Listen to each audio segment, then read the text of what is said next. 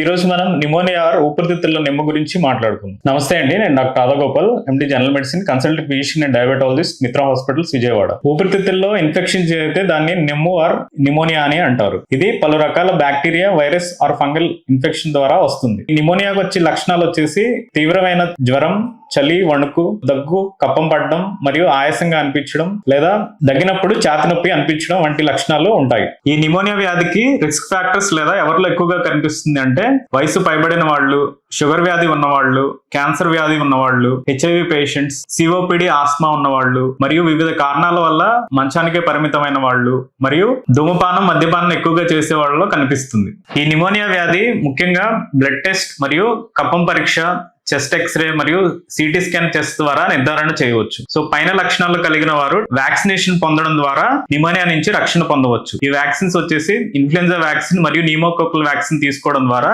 Pneumonia వ్యాధి నుంచి రక్షణ పొందవచ్చు.